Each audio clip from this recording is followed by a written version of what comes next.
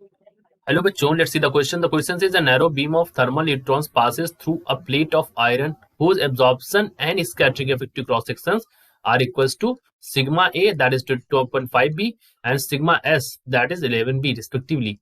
ठीक है. Find the fraction of neutrons quitting the beam due to scattering if the thickness of the plate is d that is 0.50 centimeters. ठीक है. चलिए करते हैं इस क्वेश्चन को सॉल्व. और इस क्वेश्चन को सॉल्व करने के लिए जो हमारा यहाँ पर की कॉन्सेप्ट होगा, दैट की कॉन्सेप्ट इज,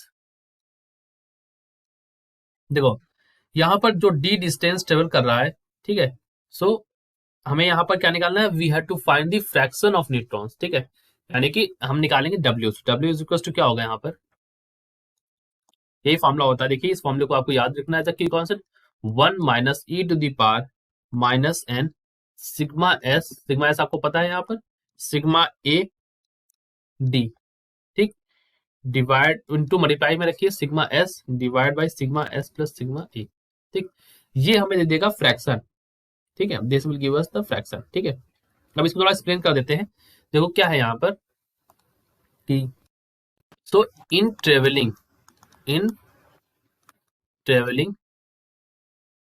डी डिस्टेंस, ठीक है, डी डिस्टेंस ट्रेवल करने पर जो हमारा फ्रैक्शन, जो कि द फ्रैक्शन जो कि या तो स्कैटर्ड हुआ या तो एब्जॉर्ब हुआ, विच इज आइदर स्कैटर्ड और absorb, which is either scattered हुआ है या फिर एब्जॉर्ब हुआ है और एब्जॉर्ब इज, उसको हम लिख सकते हैं दैट इज इक्वल्स टू. अब यहाँ पर ये एटेन्यूएशन फैक्टर वाली जो मतलब वो होती है, उसी से हमने लिखा 1 minus E to the power minus n, ये sigma S plus sigma a into d. ठीक है, बाय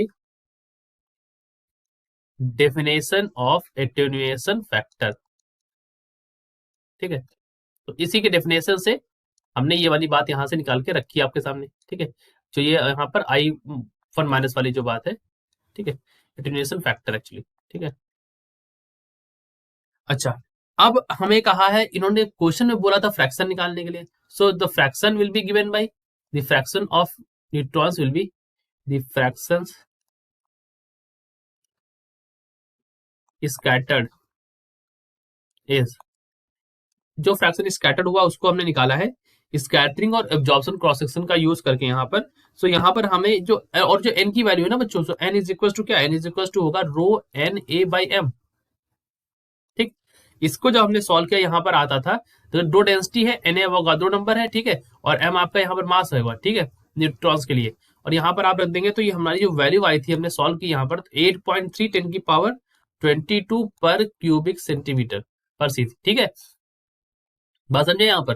तो ये वाली बात आ गई एन की. अब एन की वैल्यू आप यहाँ पर रिप्लेस कर दीजिए, सिग्मा एस की रख दीजिए, सिग्मा एस यहाँ सिग्मा ए दे रखा है, एन की वैल्यू दे रखी है, और यहाँ पर ये सारी वैल्यूज अगर आप रखेंगे उठा के, ठीक है, तो आपको यहाँ पर जो सारी वैल्यूज रखने पर जो डब्ल्यू की वैल्यू आपको मिलेगी, डब्ल्यू इज इक्वल टू आपको मिलने वाला है when I have put all this values over here. ठीक है, मतलब मैंने क्या किया, मैंने यहाँ पर रखा 1 minus E to the power minus यहाँ पर 8.3 10 की पावर 22 रखा, फिर सिग्मा एस रखा, सिग्मा एस की वैल्यू 11 बी, यहाँ पर ये 2.5 यहाँ पर रखा, और यहाँ पर भी बी था, यहाँ पर भी ऐसा रखा, और इंटू डी किया, डी की वैल्यू दे रखी 0.50.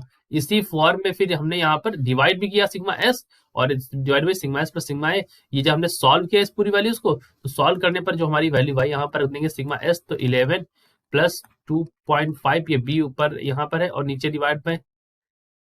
ठीक है, ये मतलब ये ऊपर रहेगा डिवाइड में नीचे, सॉरी ये नीचे, ये ऊपर रहेगा सिग्मा एस मात्र, तो सिग्मा एस की वैल्यू यहाँ पर 11 भी है. ठीक, तो ऐसे इस तरह से सॉल्व किया हमने. जब सॉल्व किया तो हमारा जो डब्ल्यू की वैल्यू यहाँ से निकल के आई थी, दैट वैल्यू इज 0.352.